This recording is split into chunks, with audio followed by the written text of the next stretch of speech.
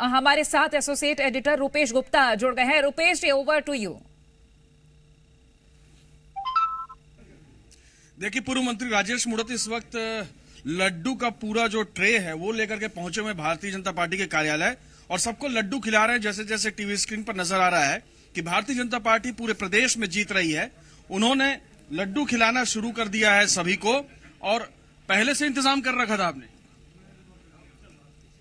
आश्वस्त थे जनता के प्रति और जनता का विश्वास, जिस प्रकार से रुझान, जिस प्रकार के कार्यकर्ताओं की मेहनत और परिश्रम, जिस प्रकार से विष्णुदत्त साय सरकार के प्रति लोगों का रुझान दिख रहा था, हमें पूर्ण विश्वास था 101% कि भारतीय जनता पार्टी शानदार विजयश्री की ओर आगे बढ़ेगी। अभी जो परिणाम आ रहे हैं, एक तरफा भारतीय जनता पार्टी, चाहे वो नगर पंचायत हो, नगर पालिकाएं हो, वार्ड हो या फिर नगर निगम हो, हर तरफ भारतीय जनता पार्टी जीत की तरफ बढ़ रही है। इस मैंडेट को किस तरह से देखेंगे?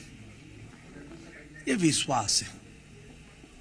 विष्णुदत्त साय सरकार ने ये 15 महीने के अंदर जो जनता का विश्वास जीता, जनता की अपेक्षाओं को पूर्ण करने का जो काम किया, जो हमने विधानसभा में कमिटमेंट किए थे, वो कमिटमेंट को पूर्ण किया और इसीलिए जनता ने इस पर मोहर लगाई है।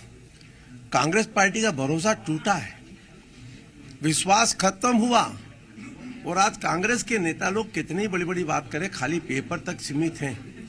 धरातल में कांग्रेस पार्टी जो अपनी पार्टी की प्रत्याशियों की लिस्ट जारी रात को 3 बजे करे, वहां उम्मीद क्या करे?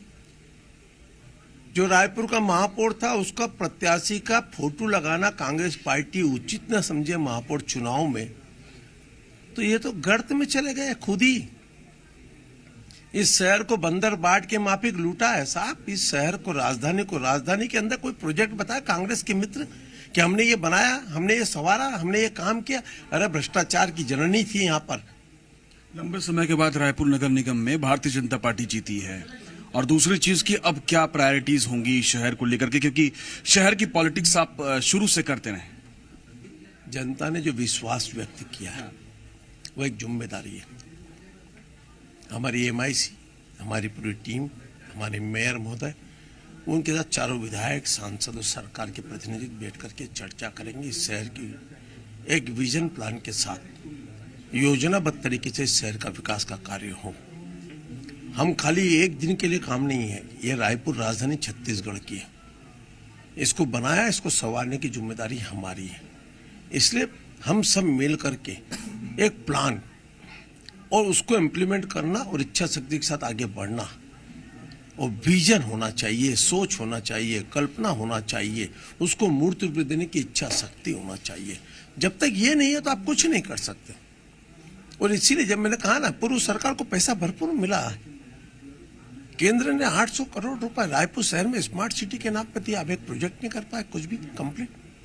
पेयजल योजना के ऊपर 1000 करोड़ रुपए ज्यादा खर्च हो गया, लेकिन एक 24/7 एक वार्ड नहीं कर पाए।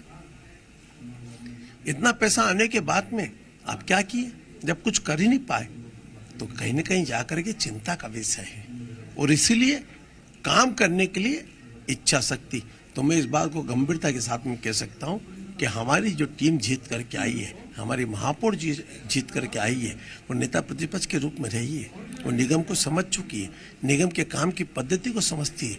इसलिए कार्य योजना विस्तार करते हुए अपनी योजना बनाएगी और हम सब सपोर्ट करेंगे।